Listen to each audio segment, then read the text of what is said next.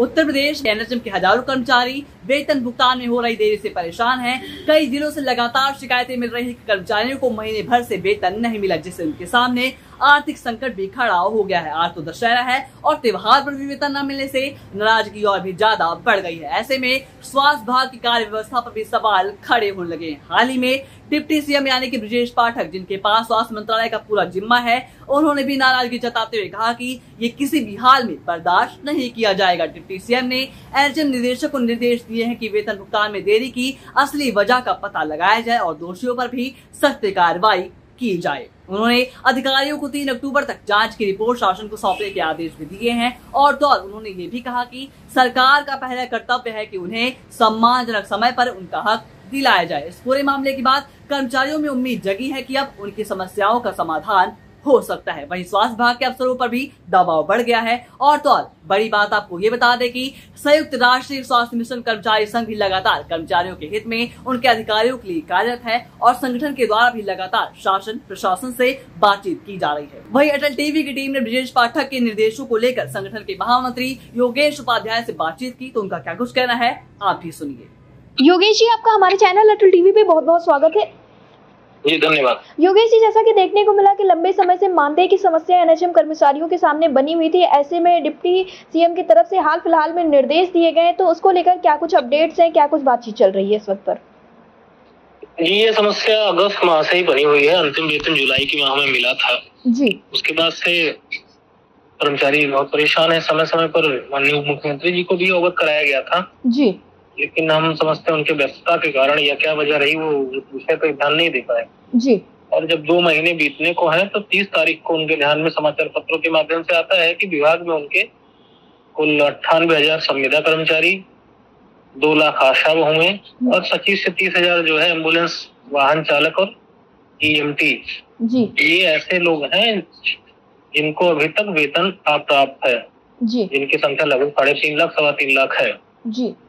उसके बाद उन्होंने संज्ञान लिया है। उसके लिए संगठन का आभार है, लेकिन अभी तक वेतन किसी को नहीं मिला है। आज 2 अक्टूबर दोपहर तक जी। तो ऐसी आशा करते हैं कि उनके द्वारा दिए गए निर्देश में जो आख्या मांगी गई, कारण पूछा गया है, उनके द्वारा जो हमें सूचना प्राप्त हुई उसमें ये कहीं नहीं लिखा गया कि 3 से पहले वेतन उपलब्ध करा के अवगत कराया जाए।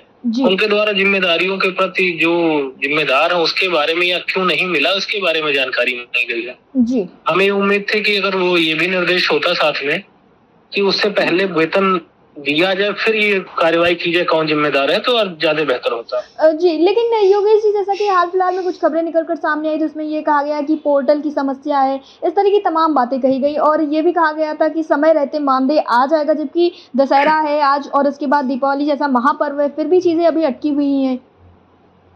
जी देखिए, अब नवभारत टाइम्स में छपे खबर भी देखे होंगे आपने और भी माध्यम से जानकारी मिली होगी जी। इस बारे में भारत सरकार द्वारा बहुत पहले ही कहा जा चुका था कि भुगतान प्रक्रिया में जो बदलाव करना हो जल्दी से जल्दी किया जाए जी। लेकिन ये त्योहार का समय चुनना जिसमें दीपावली जैसा बड़ा पर्व जो हिंदू के लिए बड़ी आबादी है उत्तर प्रदेश की और उसमें उनका त्योहार या दशहरा, नवरात्रि, उसके बाद छठ है जी। बड़े बड़े त्योहार जिस माह में इसी में एक्सपेरिमेंट करना मुझे नहीं लगता उचित था। अगर मेरी जगह या आप होते या हम निर्णय लेना होता तो ये ऐसा समय चुनते जहाँ पे लोगों को थोड़ी से खर्चे कम होते हैं, चीजें कम होती हैं, एक व्यवस्था पहले डेवलप करके फिर दूसरा व्यवस्था लागू करते हैं, तब तक पुरानी व्यवस्था चलती रहती तो ऐसा बेहतर होता।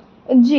योगेश जी, तो क्या कुछ उम्मीदें लगा के बैठे आप लोग और क्या इस विषय में आप लोग आगे किसी अधिकारी से बातचीत करने वाले हैं इस दौरान? क्योंकि आपने भी जैसा बताया कि त्योहार हैं, बड़े बड़े त्योहार हैं और दीपावली, छठ कहीं ना कहीं माना जाता है साल भर का एक बड़ा त्योहार होता है, ऐसे में काफी सारे खर्चे होते हैं, काफी ज्यादा उम्मीदें, तो क्या उसके पहले संगठन की तरफ से कोई प्रयास किया जाएगा? इस संगठन की तरफ से लगातार प्रयास, बातचीत, संवाद करने की प्रयास चल रहे हैं। पत्राचार के माध्यम से समय समय पर माननीय मुख्यमंत्री जी को, माननीय उप मुख्यमंत्री को, प्रमुख सचिव महोदय अभी नए आए हैं जी, क्योंकि उनके विषय में तो उनको भी एक पत्राचार के माध्यम से समय मांगा गया है संगठन की तरफ से और मिशन निदेशक से संवाद चल रहा है जी। तो ऐसे में अगर वार्ता होती है तो अच्छी बात है, समय मांगा गया है, नहीं तो संगठन के पास अपना संवाद करने का तरीका जो पत्राचार माध्यम है वो कर रहे हैं हम लगातार और उस पर काम कर रहे हैं लगातार। इस पे भी विभाग की तरफ से और मिशन निदेशक महोदय की तरफ से भी आश्वस्त किया गया है कि हम यथासंभव वेतन जो है 3 से पहले देने का प्रयास करेंगे। वो लगातार काम कर रहे हैं। अभी कल की एक मीटिंग हुई है जिसमें उनके द्वारा निर्देशित किया गया है कि शिफ्ट वार भी लोग काम करें, भले रात में भी ड्यूटी करना पड़े करें। लोगों एक कर्मचारियों का डेटा फीड होना है पुनः नए पोर्टल पर, उस पे काम हो रहा है। और ये फीडिंग जैसे ही कंप्लीट होती तो कई स्तर पर पहली बार है अप्रूवल लेना होगा। ये सब अप्रूवल के बाद वेतनमान मिलेगा, ऐसा उनका है। जी योगेश जी, एयरटेल टीवी से जुड़ने के लिए धन्यवाद। धन्यवाद।